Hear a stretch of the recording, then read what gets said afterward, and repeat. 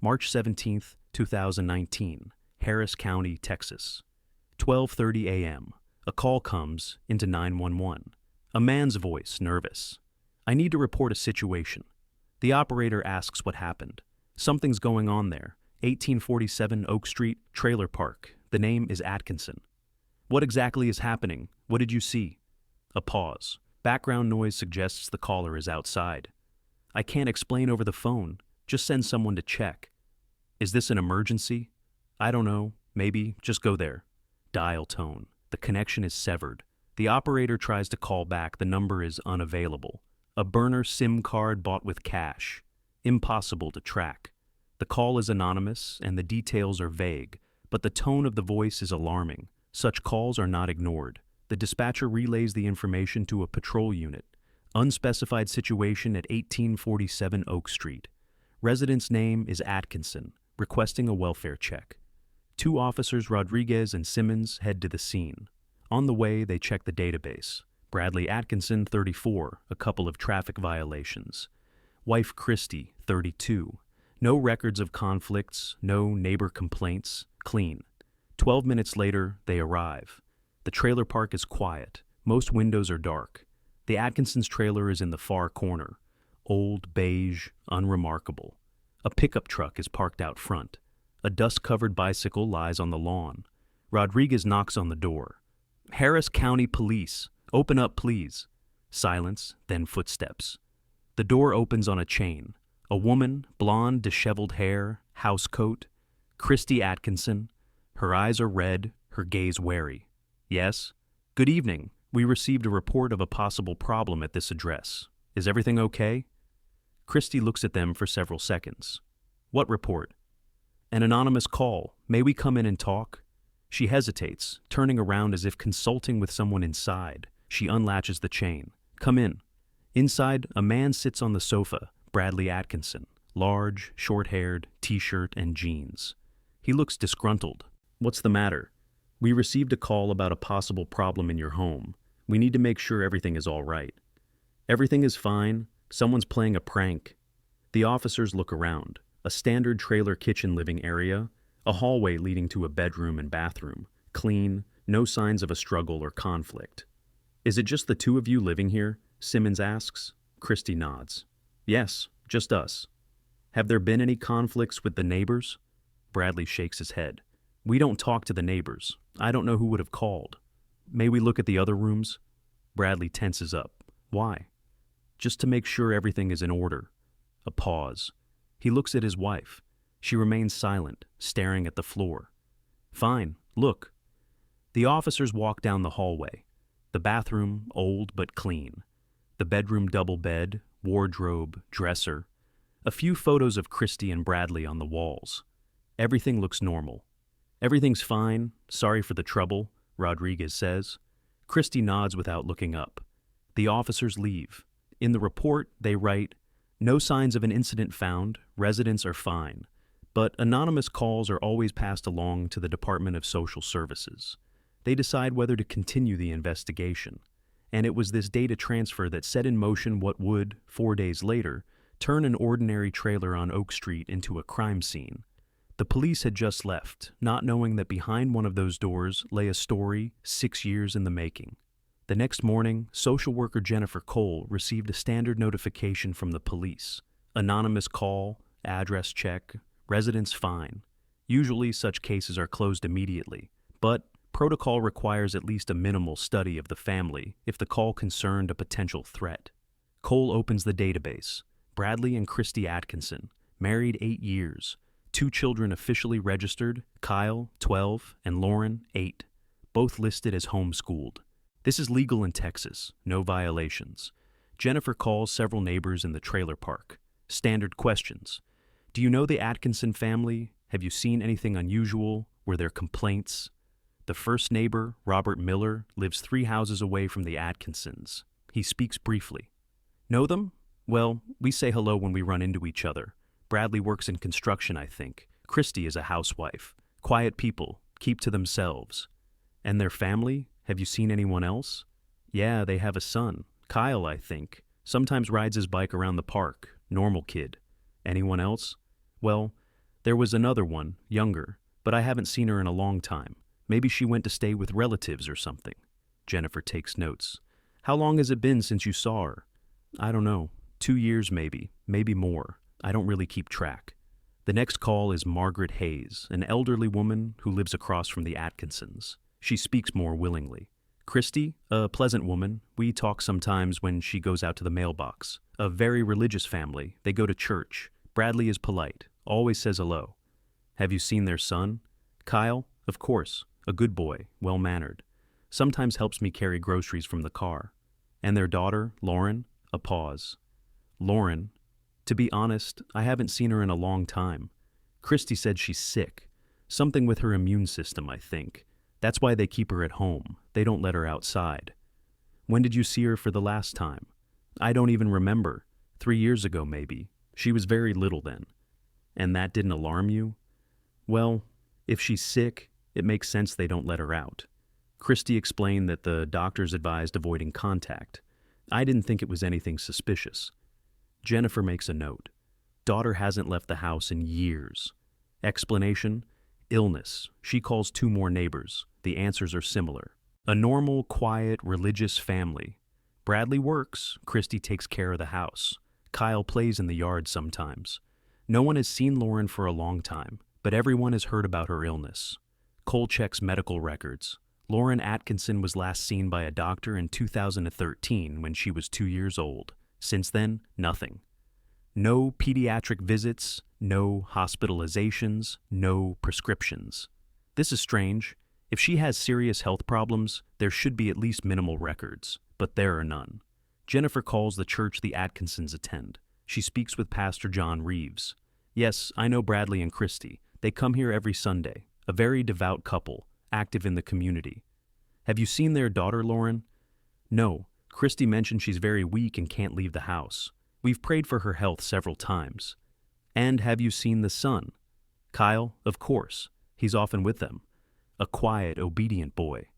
The picture is coming together. The Atkinson family are model neighbors, religious, no trouble with the law. The only oddity is Lauren. No one has seen her for years, but everyone has an explanation. She is sick.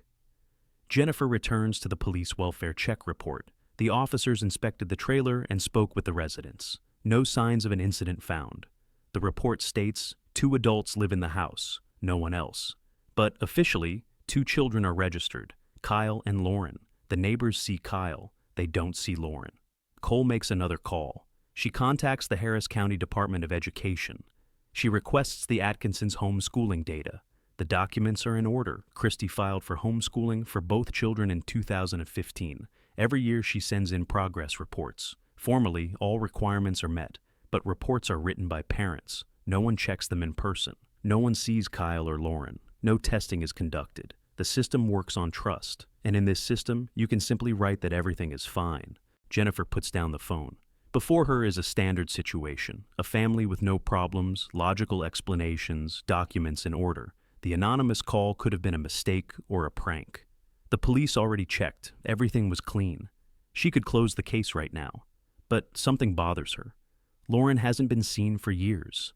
There are no medical records. The police say 2 live in the house, but 4 are registered. She makes a decision. Tomorrow, she will go to the Atkinsons in person. Not as an official inspection, just a social worker visit. She will see the family with her own eyes, talk to Christy and Bradley, and most importantly, she wants to see Lauren. This decision will change everything. Because 24 hours later, Jennifer Cole will enter that trailer and discover what the Atkinson family has been hiding for 6 years. And this discovery will launch one of the most high-profile investigations in Texas history. March 20th, morning, Jennifer Cole requests the full document package for Lauren Atkinson, birth certificate, Lauren May Atkinson, April 14th, 2011, Harris County Hospital. The document is authentic. Medical card. Records for only the first 2 years. Routine checkups, scheduled vaccinations. Last visit, May 2013, Lauren was 2. After that, a void. Daycare files. Lauren attended Sunshine Daycare from September 2013 to December 2014. Teachers wrote, quiet, shy, gets along well with others. Photos from school plays show a blonde toddler in a dress. December 2014. The last entry. Christy took her out. Reason, homeschooling. Jennifer calls the daycare director. Lauren Atkinson, I remember. Christy took her out mid-year, said she'd teach her at home. Did you notice anything unusual?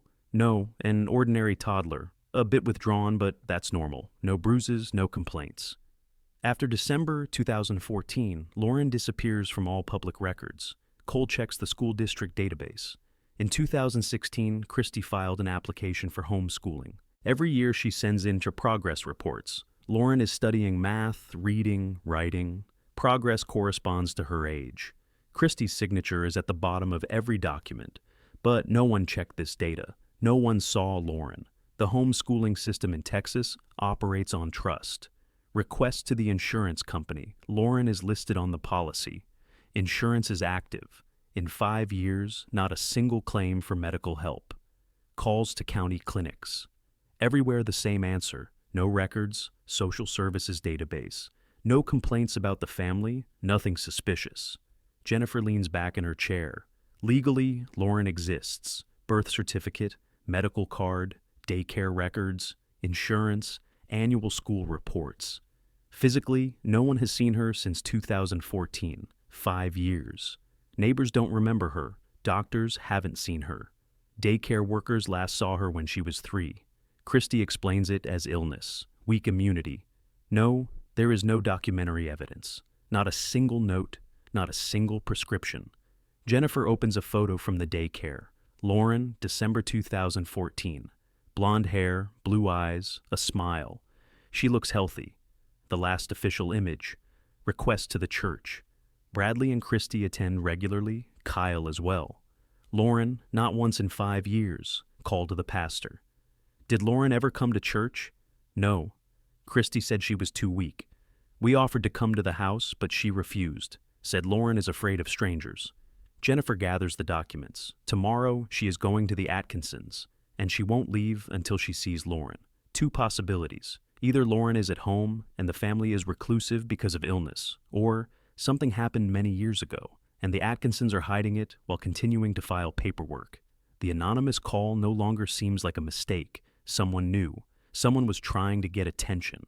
And now social services are returning with a specific question. Where is Lauren Atkinson, and why has she not been seen for 5 years? March 21st, noon. Jennifer Cole parks in front of the Atkinsons' trailer. She didn't give advance notice of the visit. It's more reliable that way to see the family in their normal environment without preparation. Jennifer knocks on the door. A few seconds of silence, then footsteps. Christy opens. The same woman who spoke with the police 4 days ago. Blonde hair pulled back in a ponytail, casual clothes. Her face is guarded. Yes? Good afternoon, Mrs. Atkinson. My name is Jennifer Cole. I'm a Harris County social worker. May I come in? I need to ask a few questions. Christy freezes. Questions about what? About your family. It's standard procedure after a police visit. The police already checked. Everything is fine. I know, but I need to clarify a few things. It won't take much time. Christy hesitates, then opens the door wider. Fine, come in. Inside, Kyle is sitting on the sofa.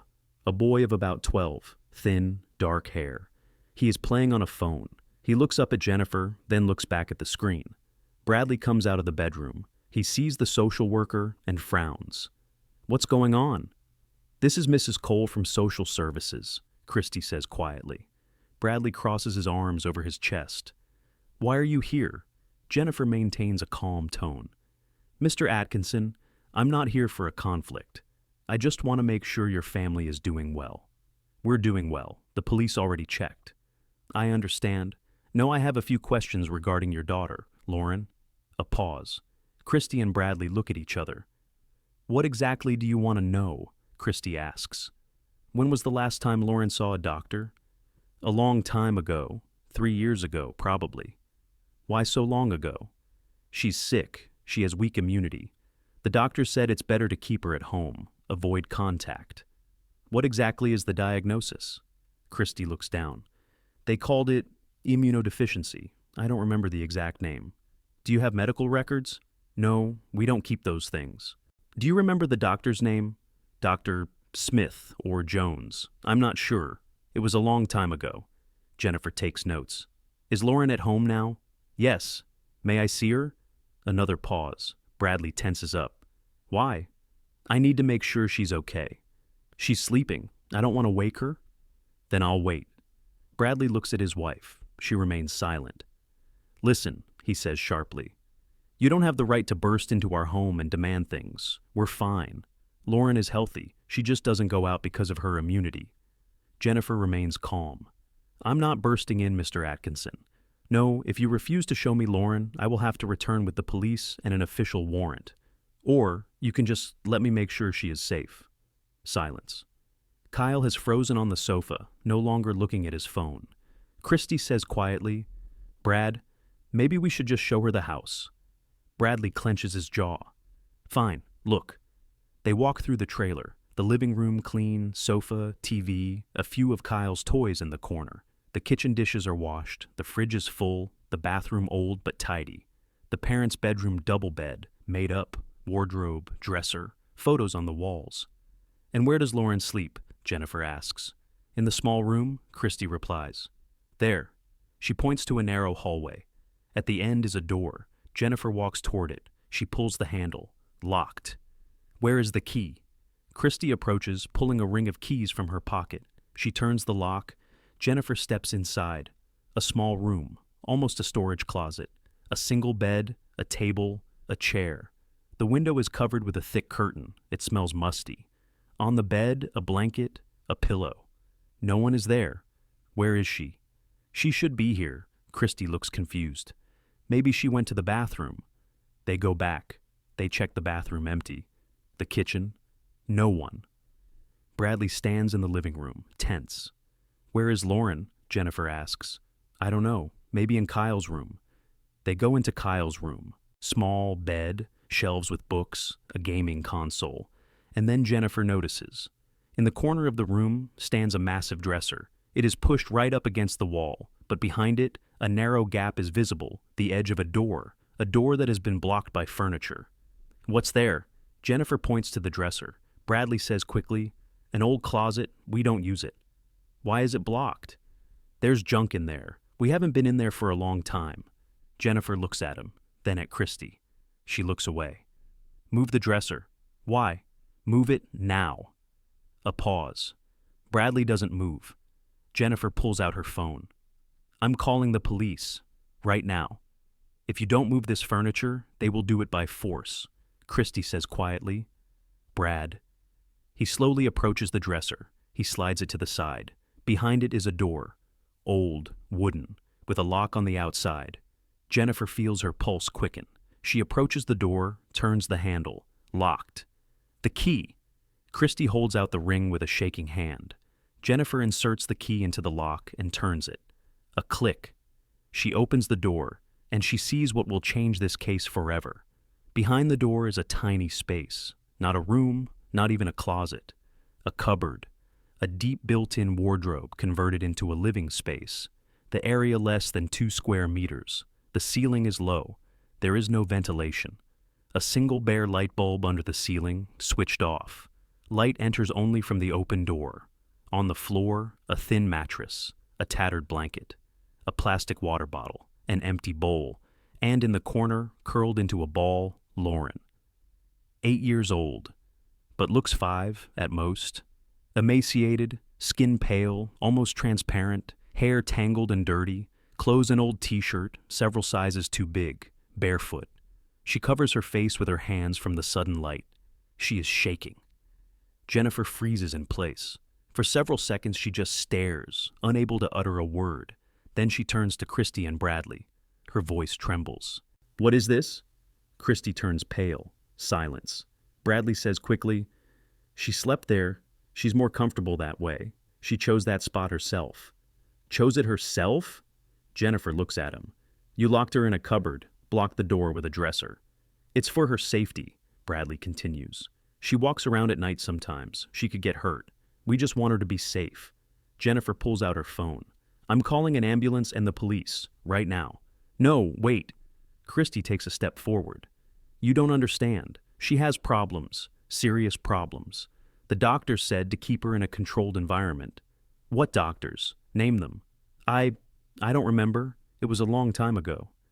Do you have a single medical certificate confirming this? Christy lowers her eyes. Silence. Jennifer dials 911. The operator answers instantly. Emergency services. I need an ambulance and police, immediately. Address, 1847 Oak Street. I have a situation here requiring urgent intervention. What is the situation?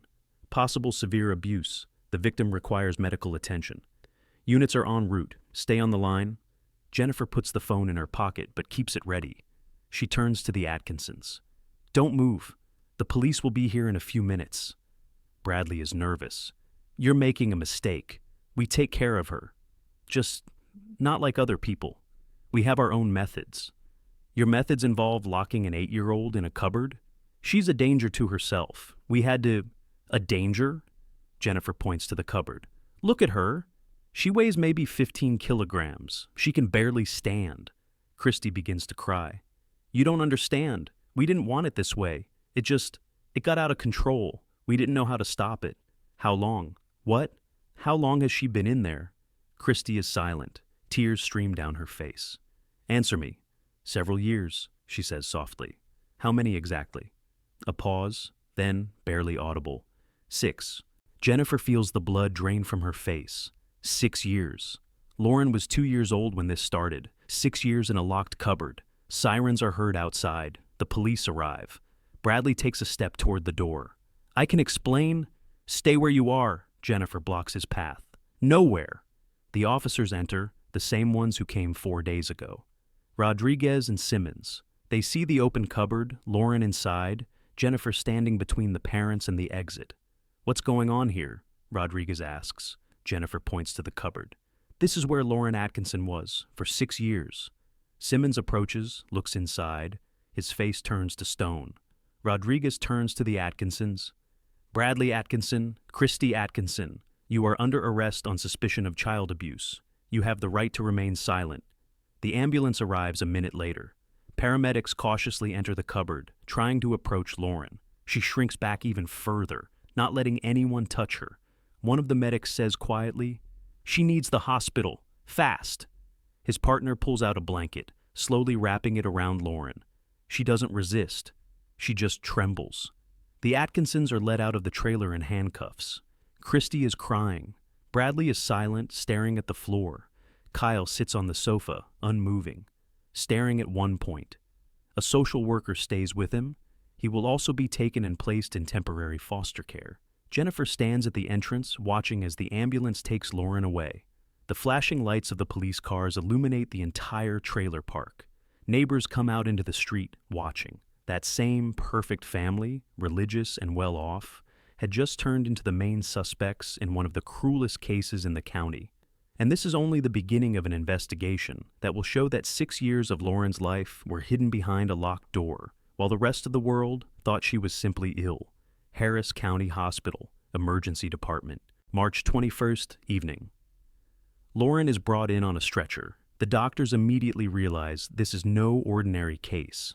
Dr. Sarah Chen, the attending pediatrician, performs the initial examination. She records the stats. Weight 13.6 kilograms. This is the average weight for a 2-year-old. Lauren is 8, height 104 centimeters, developmental delay of at least 3 years. Body temperature 35.8, below normal, pulse weak, irregular. Dr. Chen examines the skin, pale, with a bluish tint. Signs of long-term lack of sunlight. Multiple traces of old abrasions on the arms and legs. Nails are brittle, deformed. Hair dull, brittle. Signs of long-term vitamin deficiency. Teeth, several carious cavities. Gums are inflamed. It is clear that hygiene has been absent for years. Muscle mass is almost non-existent. Legs are atrophied. Lauren could not walk normally, likely for months or years. Dr. Chen takes blood. Results arrive an hour later.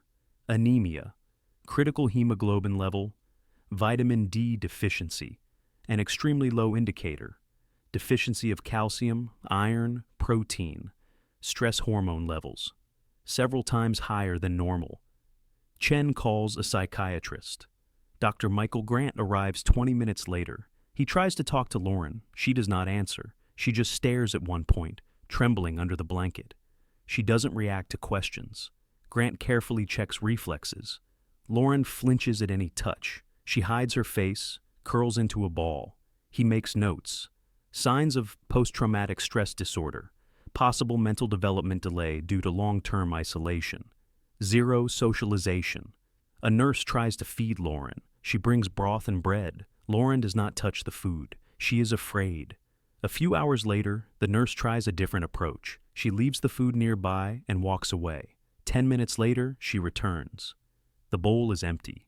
Lauren eats only when no one is watching her. Dr. Chen calls the detective leading the case. She tells him about the condition. Physically, she will survive, but it will take months of recovery. Psychologically, I don't know. I have never encountered this level of isolation. How long, in your opinion, was she in such conditions? Judging by the muscle atrophy, lack of tan, the state of the teeth and hair, for years. At least 4 or 5 years. At the same time, Christy Atkinson is being interrogated at the police station. Detective Mark Harris leads the conversation. Christy sits opposite him, hands on the table. Her eyes are red from tears. Tell me when it started. Christy is silent for several seconds. Then she says quietly, when she was 2, almost 3. Why? She was difficult, cried constantly, didn't listen. Brad said we needed discipline, that she had to learn to behave correctly. And discipline involves locking her in a cupboard? At first it was just for a few hours, when she was being naughty. Then it became longer, a day, 2, then a week. And you didn't see a problem with that? Christy lowers her head. I did, but Brad said it was temporary, that soon she would fix her behavior and we'd let her out. But she didn't fix it. She only cried, and Brad got even angrier. How often did you feed her? Once a day, sometimes twice. Brad said that wasn't necessary anymore, that she had to earn her food. Did you ever let her out? Sometimes, at night. When Brad went to work the night shift, I let her out, let her wash, eat, but only for an hour or 2, then back in. Why didn't you stop it? Christy cries. I was afraid. Brad said if I told anyone, he would kill me. And Lauren too. He said no one would believe me, that everyone would decide I was a bad mother. Do you understand that what you did is a crime? Yes, I understand. I knew it was wrong, but I didn't know how to stop it. In the next room, Bradley is being interrogated. His version is different. He claims that Lauren was a danger to herself and others, that she tried to harm Kyle.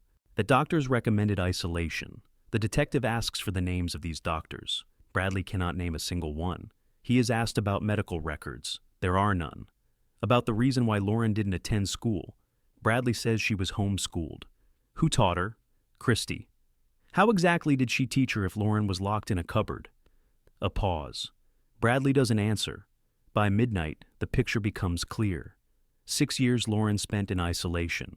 Minimal nutrition, lack of medical care, zero socialization. And all this time, the Atkinsons continued to live a normal life, go to church, talk to neighbors, send in progress reports for a daughter no one saw. The system failed. Homeschooling without inspections, absence of mandatory medical checkups, a closed family that didn't arouse suspicion, and an anonymous call that possibly saved Lauren's life. Detectives returned to the beginning. The anonymous call on March 17th. Someone knew about Lauren and decided to act. The recording of the call is analyzed again. A male voice, age approximately 30 to 40. Nervous but not panicking. Speaks briefly, clearly, knows the address, the name, doesn't explain details but is persistent. Detective Harris requests cell tower data. The call was made from a burner phone bought with cash at a store on the outskirts of town. Store surveillance cameras show a man in a hood. His face is not visible. But there is one lead. The call's geolocation. The phone was active within a 2-kilometer radius of the trailer park. Harris starts with the obvious, the neighbors. He interviews everyone living near the Atkinsons. Most are shocked by the news. No one suspected, but one person behaves strangely. Thomas Miller, 38, lives 5 houses down from the Atkinsons, works as an electrician. When the detective comes to him, Miller is nervous. Did you know the Atkinson family? Harris asks. Not really, saw them a few times. Have you heard about what happened? Miller nods. Neighbors are talking. A terrible story. Did you ever notice anything unusual in their house? A pause. Miller looks away. No, nothing. Harris feels it. He's lying. Mr. Miller, if you know something, now is the time to speak. Miller is silent. Then he asks quietly, "Is this anonymous? Did you call 911?" A long pause, then a nod. Why? Miller sits down. 2 years ago, I was called to the Atkinsons. They had a wiring problem. Bradley invited me in, showed me what needed fixing. I was working in the living room. At one point, I heard a sound from deep in the house. Quiet, but distinct, like someone was crying. What did you do? Asked Bradley. He said it was the TV, but the TV was off. I looked at him. He quickly turned it on, made it louder, said I'd misheard. And I finished the work and left. But it wouldn't let me go. The crying was strange, not like on TV, real. Why didn't you call then? I wasn't sure. Maybe I really did mishear. Maybe there was a radio or something else. I didn't have proof. What changed? Miller pulls out his phone, shows a photo, a shot taken from a distance through a fence. The Atkinsons' trailer, Kyle's room window. 3 weeks ago, I was walking the dog in the evening, passed by their house. I saw Bradley moving a dresser away from the wall for a second. Then he pushed it back. I thought, why move furniture every time? And you decided to check? No, I just observed sometimes, not on purpose. But when I passed by, I looked, and one night, around 2 o'clock, I saw a light in the window, faint, like from a flashlight. Bradley was standing by that same wall, holding something in his hands, a bowl. Then the dresser was pushed back again. A bowl? Yeah, and I realized, someone is there, behind the dresser, and they feed that someone at night when no one sees. Harris takes notes. Why didn't you give your name when you called? I was afraid. Bradley knew where I lived. If the police found nothing, he would have known it was me. I didn't want trouble. But you called anyway. I couldn't stay silent. If someone really was in there, I had to try. Harris closes his notebook. You saved a life, Mr. Miller. If it wasn't for your call, we wouldn't have known about Lauren, possibly for a long time. Miller lowers his head. I should have called earlier, 2 years ago, when I heard the crying. You couldn't have known for sure, but now I know, and I'll know for the rest of my life. After the conversation, Harris returns to the station. He records Miller's testimony in the file. The anonymous witness is no longer anonymous. His information confirms that the Atkinsons hid Lauren for years and did so methodically, letting her out only at night for feeding. One person noticed, one doubted, and one called. That turned out to be enough to uncover a crime that had lasted 6 years. While Lauren lies in the hospital and the parents are in pre-trial detention, detectives turn their attention to the third family member, Kyle Atkinson, 12 years old. He was placed in foster care immediately after his parents' arrest. Social workers describe him as quiet, withdrawn, avoiding eye contact. Detective Harris and child psychologist Elizabeth Morgan come to talk to him 3 days after Lauren was found. The meeting takes place in a neutral setting, an interview room at the foster care center. Kyle sits on the sofa, hands on his knees. He doesn't look up. Harris starts cautiously. Kyle, we're not here to blame you. We just want to understand what was happening. Silence. Morgan takes over. Did you know about Lauren? Kyle slowly nods. How long did you know? A pause, then quietly. Always. So you remember when she was out with you? Yes, at first she was in a regular room. Then Dad said she was misbehaving, and he moved her. Where? Into the cupboard. Did you see her there? Kyle nods. Sometimes. When Dad opened the door to give her food. How often was that? Once a day, sometimes twice. It depended on Dad's mood. Did you talk to her? No, Dad forbade it. He said if I talked to her, I'd be punished. How exactly would you be punished? Kyle clenches his hands. He'd hit me with a belt, or lock me in the bathroom overnight. Morgan makes a note. Did he hit you often? When I didn't listen. And did he hit Mom? Sometimes, when she tried to protect Lauren. Harris asks cautiously, Kyle, why didn't you tell anyone? Kyle looks up for the first time. His eyes are red. Dad said if I told, he'd kill us all. Mom, me, Lauren. He said the police wouldn't believe him, that everyone would think I was lying. Were you afraid of him? Yes. And Mom? Did she try to help Lauren? Sometimes. When Dad went to work at night, she'd let Lauren out, give her food, let her wash, but not for long. An hour, maybe two, then back in. Why didn't she run away with you? Call the police? Afraid. Dad always checked Mom's phone, read her messages. He controlled everything. Morgan asks, "Did you ever try to help Lauren yourself?" Kyle lowers his head. Once, 2 years ago. I tried to open the door when Dad was at work, but Mom stopped me. Said Dad would find out and it would be worse, that he'd kill Lauren. Did you believe her? Yes, Dad always found out when something changed. He noticed everything. If the dresser was moved an inch, he saw it. If the lock was open longer than usual, he knew. Harris pauses. Kyle, one last question. Do you remember what Lauren was like before she was locked up? Tears streamed down Kyle's face. She was happy, played with me, liked to draw. She had a favorite toy, a teddy bear. She took it everywhere. What happened to the bear? Dad took it, said she didn't deserve a toy, threw it away. Kyle cries. Morgan hugs him, giving him time to calm down. After the conversation, the detectives return to the station. Kyle's testimony confirms the picture. Bradley was the primary aggressor, Christy was a complicit through fear, and Kyle was a witness terrified enough that he couldn't act. Harris adds the testimony to the file. Another piece of the puzzle fell into place. The Atkinson family existed in an atmosphere of fear and control. Bradley ruled with an iron fist, Christy obeyed, Kyle was silent, and Lauren was locked away. And this system worked for 6 years until one neighbor noticed a detail and found the courage to call. A week after the discovery, the prosecution orders a comprehensive expert review.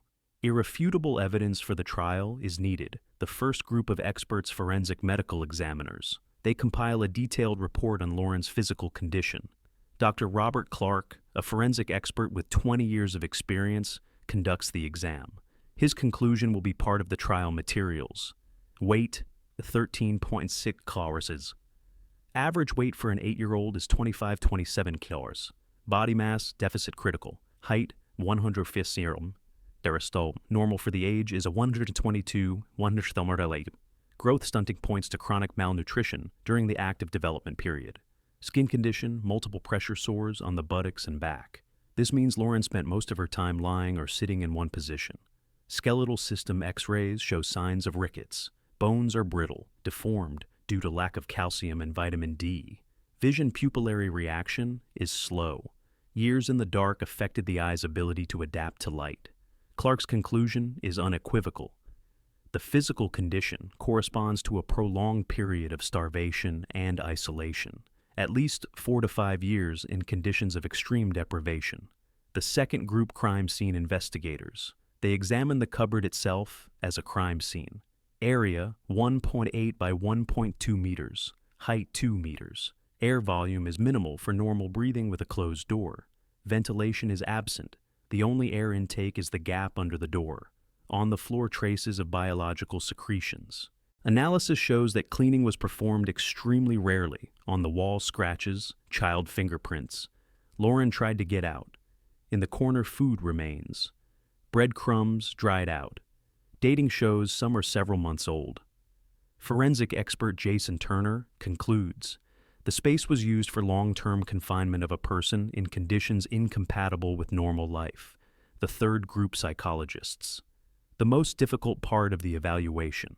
Dr. Elizabeth Morgan conducts a series of tests with Lauren, but standard methods don't work. Lauren doesn't speak, doesn't answer questions, avoids eye contact. Morgan tries another approach. Play therapy. She gives Lauren crayons and paper. The first drawings are chaotic lines. Black and gray colors, no shapes. A few days later, recognizable images appear. A small figure in the corner, a large dark figure nearby, a closed door. Morgan asks her to draw a house. Lauren draws a box, no windows, no doors. Asks her to draw her family.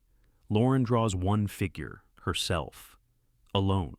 Psychological conclusion, Lauren demonstrates signs of severe post-traumatic stress disorder.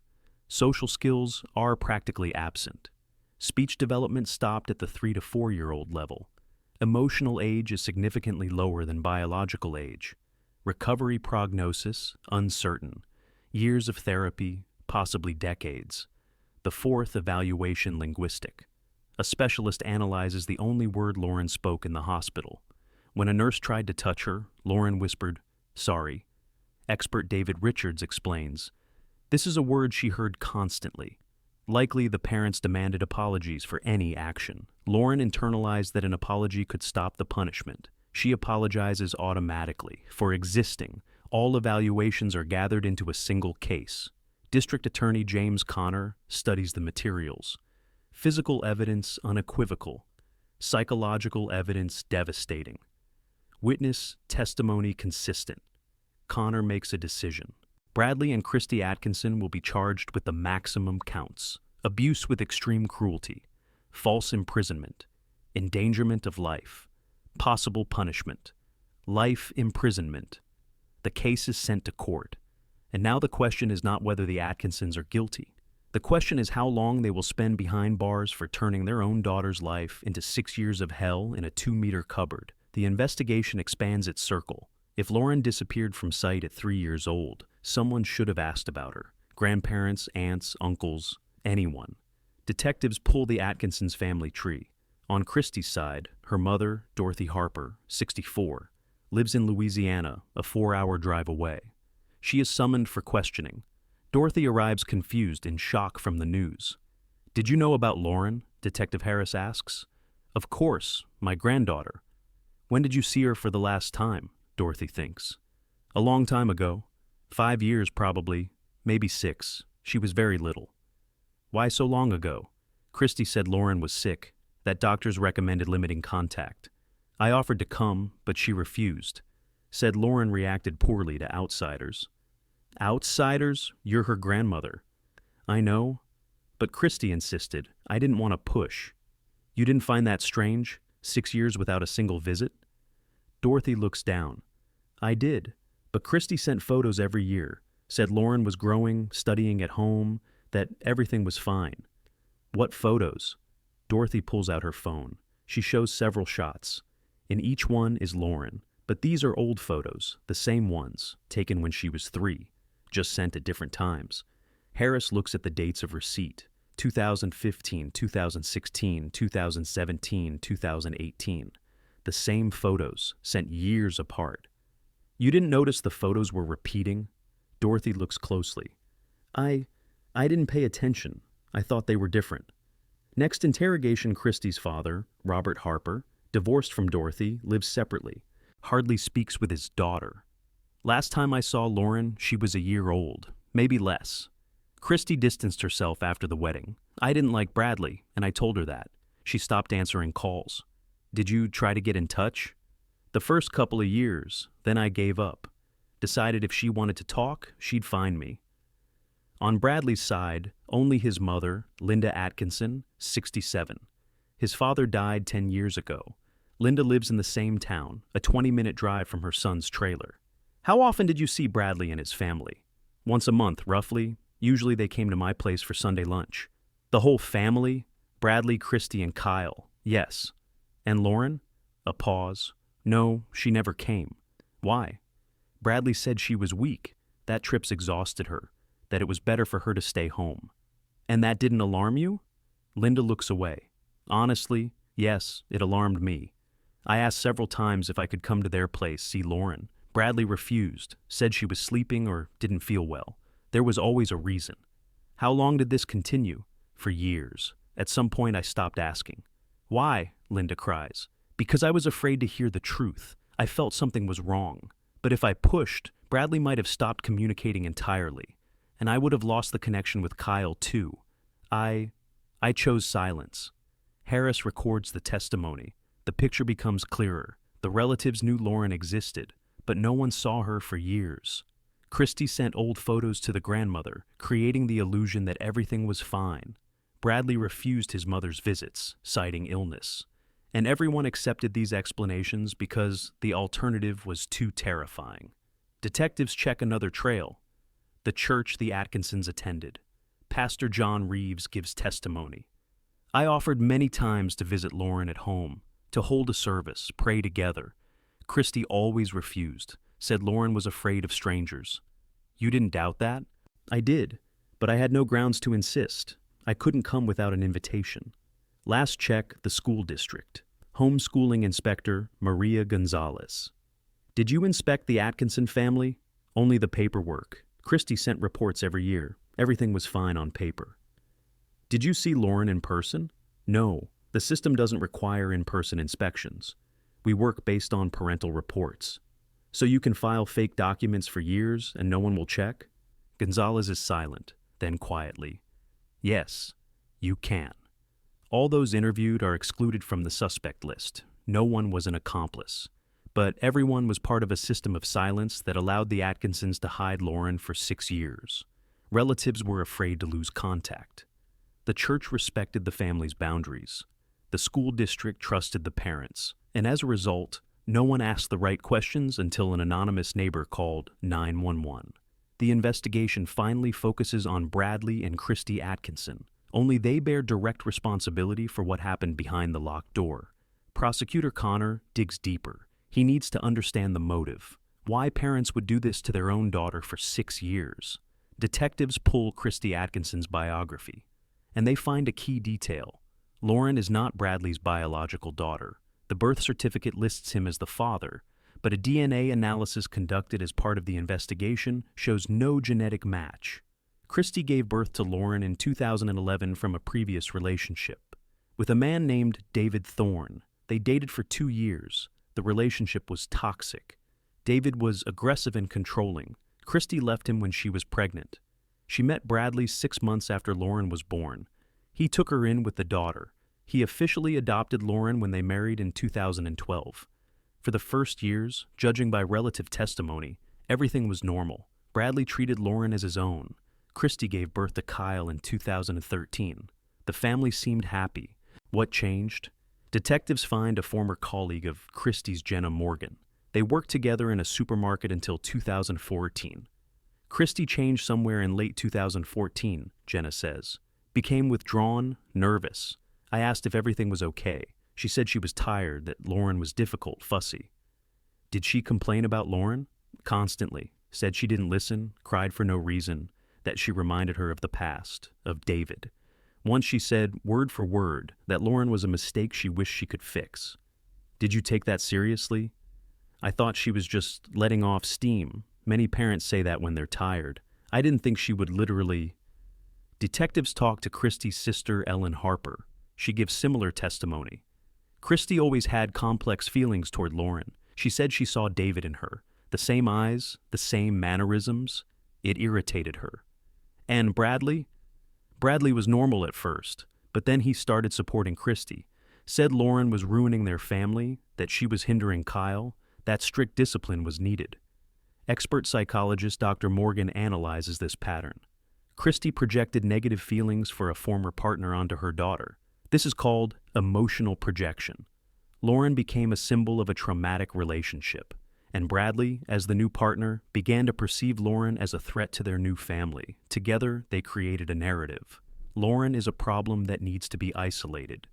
The investigation finds daycare records that weren't studied in detail before. Teacher Susan Clark left notes on Lauren's behavior. March 2014. Lauren came in with a bruise on her arm. Mother explained it as a fall. June 2014, Lauren has become quieter, more withdrawn, hardly plays with others. November 2014, Lauren said she's afraid to go home. Didn't explain why. December 2014, last day. Mother picked her up early, said she was transferring her to homeschooling. Detectives contact Susan. She is retired, but remembers Lauren. I saw signs of trouble, but the parents looked normal, friendly. I reported the bruise to social services. They checked it, the parents explained it as a fall. The case was closed. You didn't insist? I didn't have the right. I had no proof, only suspicions. Another detail emerges from financial records. In December 2014, Bradley bought a new lock for an internal door, reinforced with a key. The receipt was kept. Date December 15, 2014. Exactly 1 week after Christy took Lauren out of daycare. It wasn't a spontaneous act. It was preparation. The investigation reconstructs the chronology. Fall 2014. Christy starts calling Lauren a problem. November. Lauren tells a teacher she's afraid at home. December. Christy takes her out of daycare. Bradley buys a lock. And from that moment, Lauren disappears from the world. The motive is no longer a mystery. It is not a mental disorder, not a sudden breakdown. It is a conscious, planned decision. Christy hated Lauren because she was a reminder of the past. Bradley supported her because he saw the girl as a threat to their new family. Together, they made the decision to remove her from their lives, not by killing her physically, but by isolating her completely. Official interrogations begin 2 weeks after the arrest. Video cameras record every word. Interrogation room, April 5th, 2019. Christy Atkinson sits across from Detective Harris. Her lawyer is beside her. Her hands are on the table, her face calm. Harris begins. Mrs. Atkinson, tell us about Lauren. What specifically? Why was she locked in the closet? She wasn't locked. She chose that place herself. An 8-year-old chose to live in a windowless closet on her own. She had problems, mental ones. She was afraid of open spaces. The closet was her sanctuary. Do you have medical documents confirming this diagnosis? We treated her at home. Doctors were too expensive. Which doctors exactly made the diagnosis? A pause. I don't remember the names. It was a long time ago. Harris opens a folder. He pulls out Lauren's medical record. Last visit to a doctor, May 2013. No records of mental problems. No recommendations for isolation. It was later, after that visit. So, in 2014, 2015, 2016, 2017, 2018, and 2019, you never took her to a doctor once, despite a serious diagnosis? We couldn't. She wouldn't leave the house. Why? She was afraid. Was she afraid, or did you not let her out?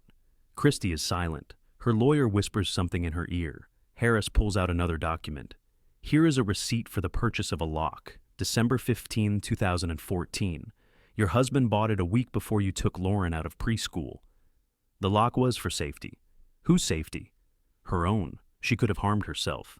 A 3-year-old could have harmed herself so much that a reinforced lock was necessary? You don't understand. She was dangerous. Harris shows a photograph. Lauren in preschool, December 2014. Smiling, playing with others. Dangerous? Christy looks away. Photographs don't show everything. The interrogation lasts 3 hours. Christy holds her ground. She does not admit guilt. She repeats one thing. Lauren was sick. They did what they could. The adjacent room. The same day, 2 hours later. Bradley Atkinson. Detective Simmons is conducting the interrogation. Bradley sits with his arms crossed, his jaw clenched. Mr. Atkinson, why did you keep Lauren in the closet? For discipline. 6 years of discipline? She wouldn't improve. She was constantly crying, wouldn't listen. We had to show her that wasn't allowed. Keeping an 8-year-old in a closet, that's discipline? It was necessary. For what? For order in the family? She was getting in Kyle's way. She was destroying our lives. Simmons shows a medical report. Weight 13 kilograms, muscle atrophy, signs of starvation. Was that also necessary? Bradley is silent. You fed her once a day. Sometimes every other day. Is that discipline? Food has to be earned. How can an 8-year-old earn food while sitting in a locked closet? With good behavior. What behavior specifically? Bradley doesn't answer. Simmons continues. Your wife says Lauren chose the closet herself. Do you agree? Yes, she wanted to be in there. Then why the lock on the outside? A pause. For safety? Hers or yours? Hers. She could have come out and hurt herself. Simmons pulls out 2 photographs. He places them side by side on the table. The first is Lauren at 3 years old. Preschool, December 2014. Healthy, rosy cheeks, bright eyes. The second is Lauren at 8 years old. Hospital, March 2019. Emaciated, pale, vacant stare. This is the same person 5 years apart. Explain. Bradley looks at the photographs. He is silent. Explain how a healthy 3-year-old turned into this after 5 years under your care. She was sick. With what? I don't know. Something with her immunity. You didn't take her to a doctor once in 6 years, but you know she was sick? Christy said so. Christy said so, or did you both know you were turning a healthy toddler into a skeleton? Bradley clenches his fists. I did what I had to. For the family. Is Lauren not part of the family? She, she's different. Different how? Not mine. Simmons writes it down. Not yours biologically, so you had the right to starve her? I didn't starve her. 13 kilograms at 8 years old. What do you call that? Bradley lowers his head. He is silent for a minute, then quietly, I didn't want it to turn out like this. But it did. Christy said it was temporary, that Lauren would improve and we'd let her out. But time went on, and she didn't improve. And then it was too late to stop. Too late? If we had let her out after a year or two, she would have told. We would have been sent to prison, so we just kept going. Simmons looks at him. You kept her locked up because you were afraid of the consequences? Bradley nods. We didn't know how to get out of it. The recording of the interrogation stops. Bradley has just admitted the main point. They knew what they were doing. They knew it was a crime, and they continued because they feared accountability. Christy falls silent after the fourth interrogation. Her lawyer advises her not to testify. Bradley, on the contrary, continues to talk, deepening his guilt each time. The prosecutor gets everything he needs: a confession, a motive, evidence. The case is ready for trial. 3 weeks after the arrest, Prosecutor Connor receives a call from psychologist Elizabeth Morgan. Kyle wants to give additional testimony. He says he didn't tell everything. The meeting is set for the next day. Kyle arrives with his foster mother. He looks determined. I want to tell the truth, he says immediately. The whole truth. Detective Harris turns on the recording. We're listening. Kyle pulls out a notebook, old, battered. I kept records for the last 2 years. I wrote down what was happening to Lauren. He opens the first page. Date, January 2017. January 15th. Dad didn't give Lauren food for 3 days. She was crying. I heard her through the door. January 22nd. At night, when Dad left, I took some bread from the kitchen. I slid it under the closet door. In the morning, the bread was gone. February 3rd. Dad caught me with food at the door. He beat me with a belt. He said if he saw me feeding her again, he'd lock me up too. Harris looks at the entries. Did you keep feeding her after that? Kyle nods. When I could, not every day. Maybe once a week. Just bread or a cookie. Whatever I could take without being noticed. Did your parents know? Dad suspected, but I was careful. I waited until he was in the shower or at work. Kyle flips the pages. June 2017, Dad opened the door. He made Lauren stand by the wall for 2 hours. She almost fell. He shouted that she was lazy. September 2017, Mom let Lauren out at night. Let her wash. Lauren could barely walk. Her legs wouldn't hold her. December 2017, I saw Dad hit Lauren because she spilled water. He hit her with his hands on her back. Morgan asks quietly, "Why didn't you tell us this sooner?" Kyle lowers his gaze.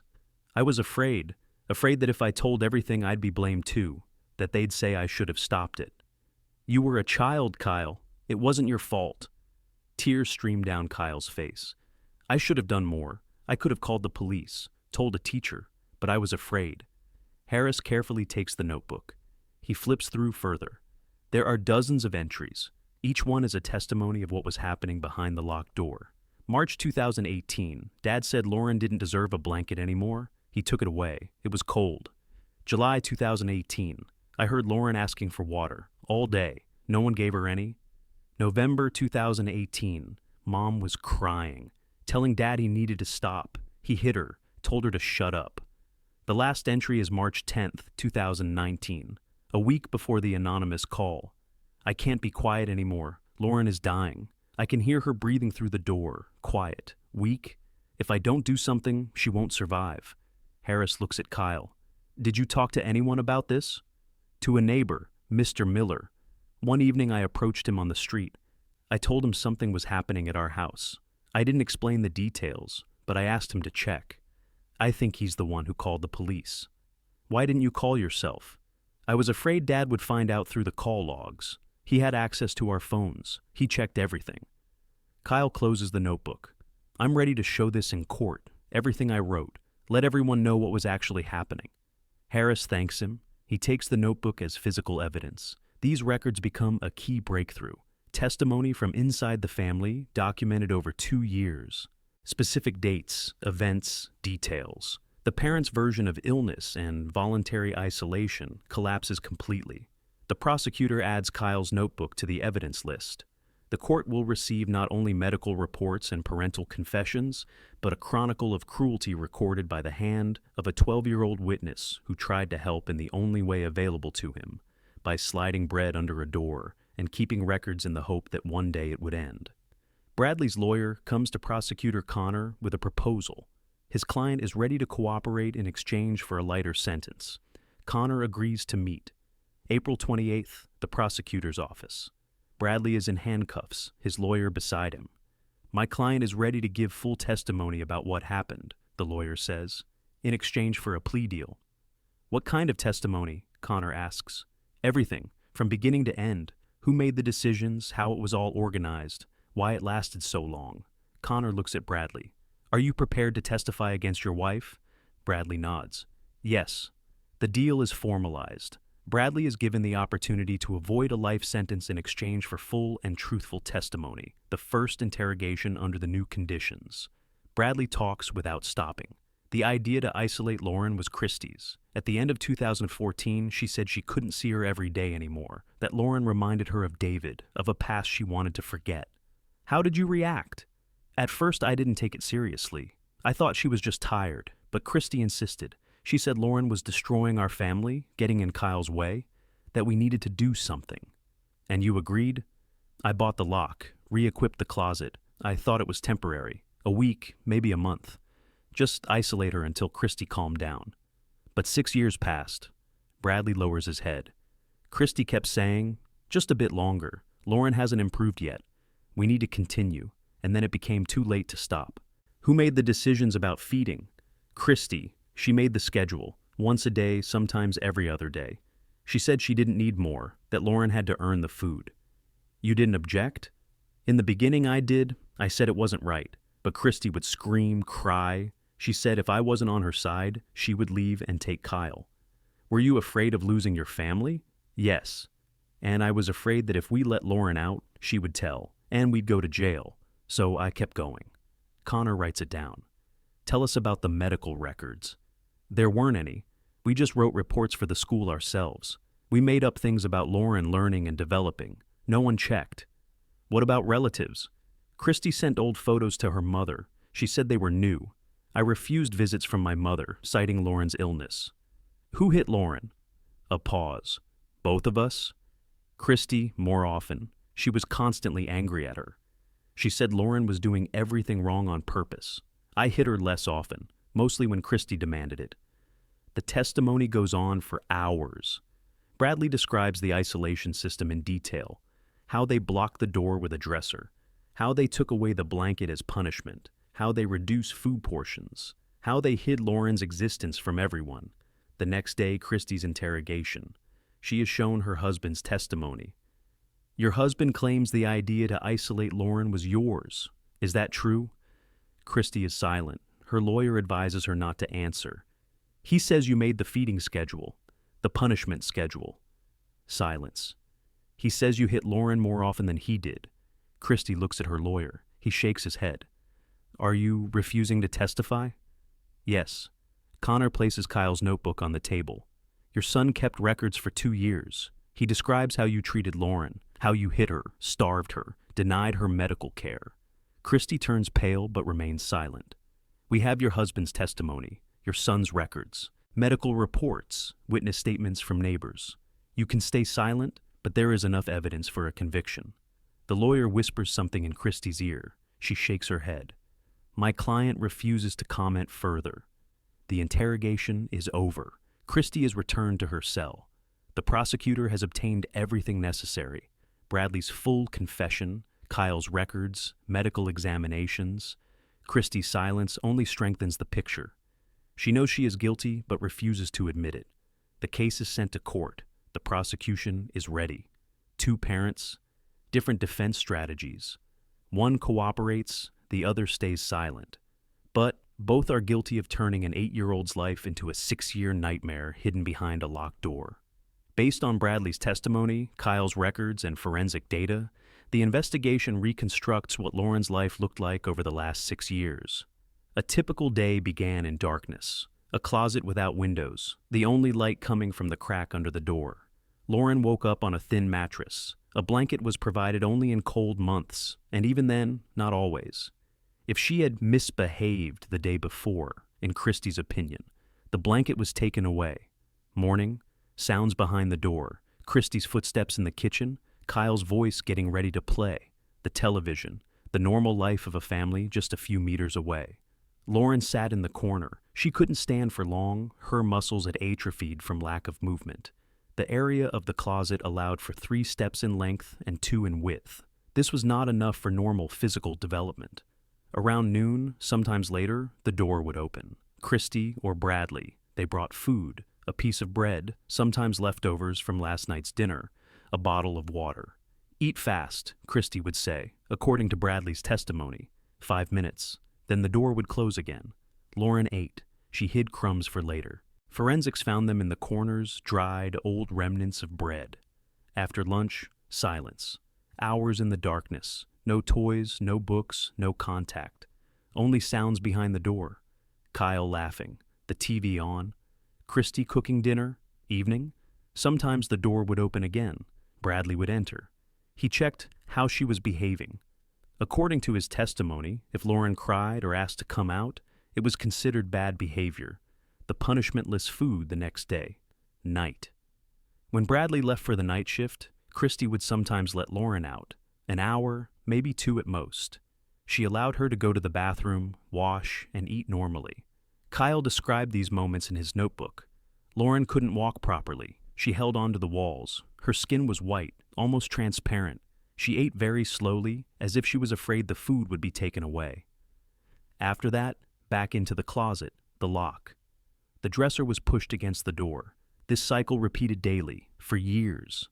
But there were days worse than usual, when Christie was angry. Bradley described, if Lauren asked for water too often, Christie wouldn't give her any all day. She'd say earn it. If Lauren knocked on the door punishment, Bradley would open the closet and force her to stand against the wall for an hour or more.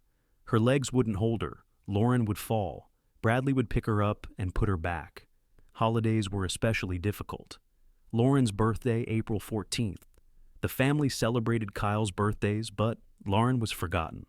Kyle wrote in 2018, Lauren turned 7 today. No one said happy birthday. Christmas. Behind the door, a tree, presents, laughter. In the closet, darkness and silence. Medical experts analyze the consequences of such a regime. Dr. Chen explains, prolonged isolation in darkness destroys circadian rhythms. Lauren couldn't distinguish day from night. This causes disorientation and depression. And, psychologist Morgan adds, the lack of social contact during a critical development period irreversibly affects the brain. Speech, emotions, the ability to build relationships, all of this is formed through interaction. Lauren was deprived of this for 6 years. Forensics found another detail. On the closet walls were scratches, made by fingernails.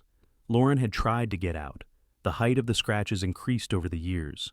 She was growing, but the closet remained the same. In one place, an inscription, scratched by a child's hand, barely legible. Help! The investigation compiles the final report. This was not a spontaneous act of cruelty.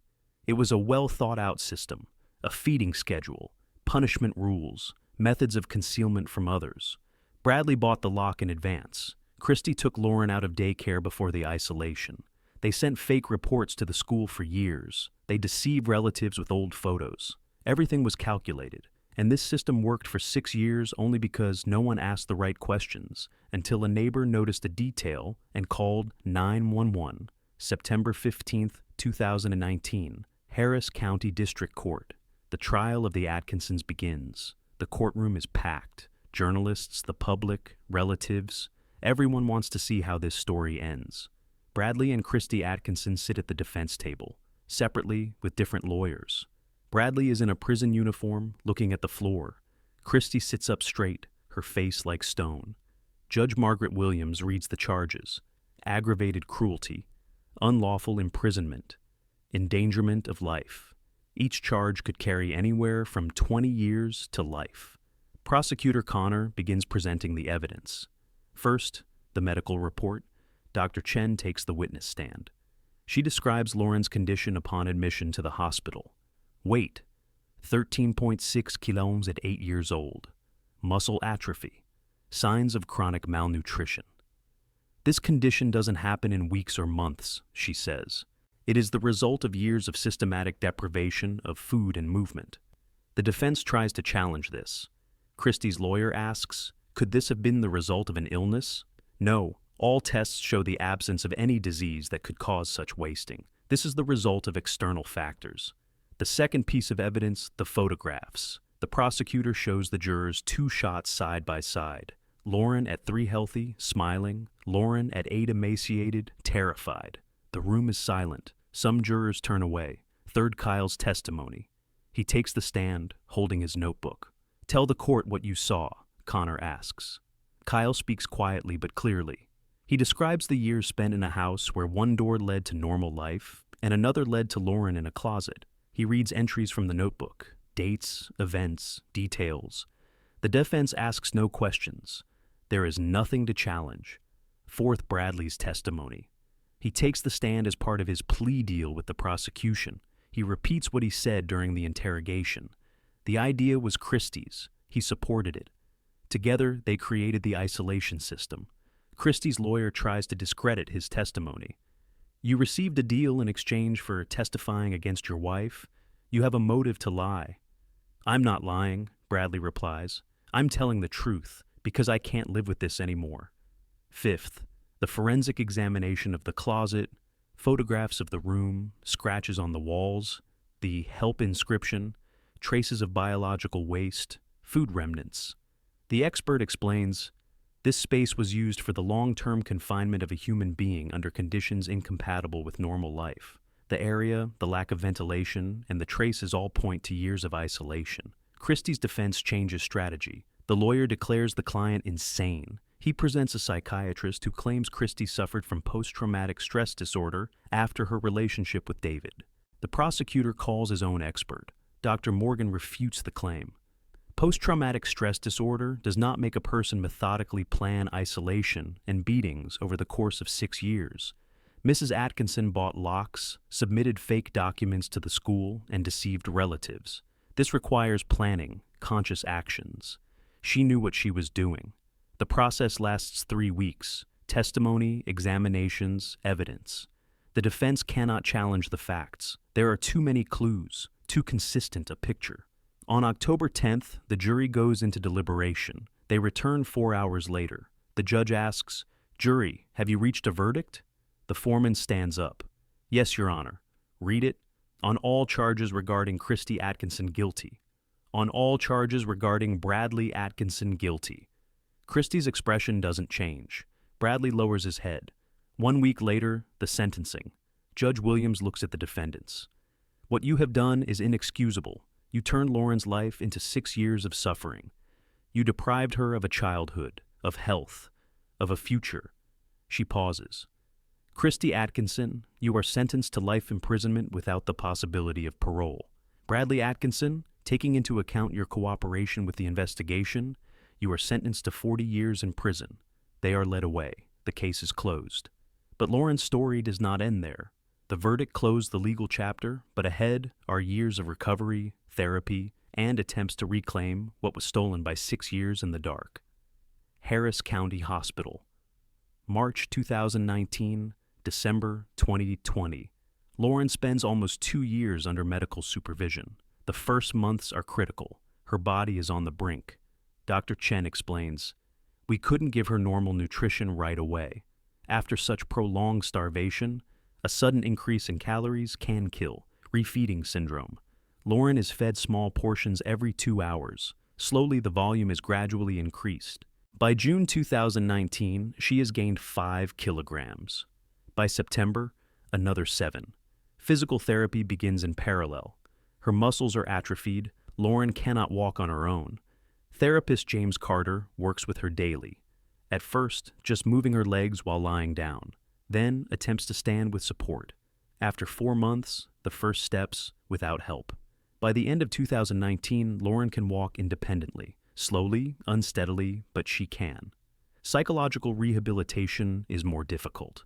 Dr. Morgan conducts sessions 3 times a week. For the first 6 months, Lauren barely speaks. She answers in monosyllables and avoids eye contact. Morgan uses art therapy. Lauren draws.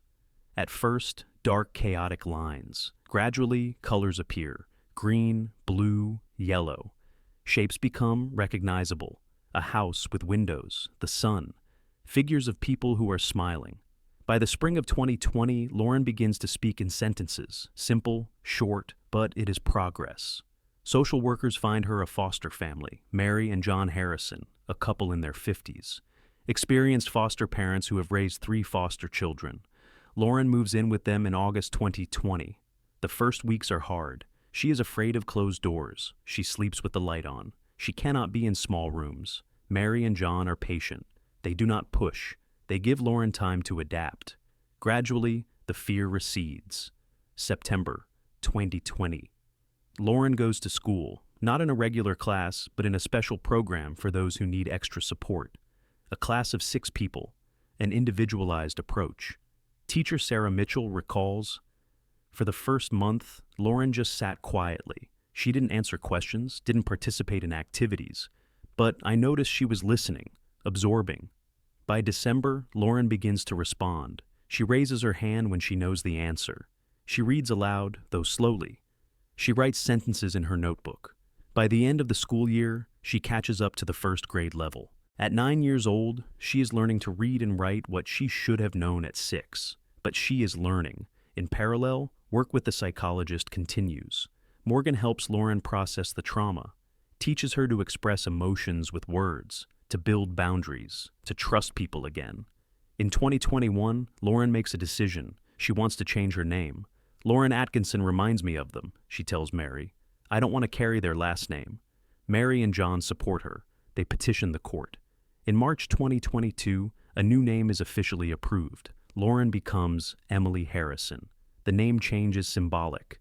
A break with the past, the beginning of a new life.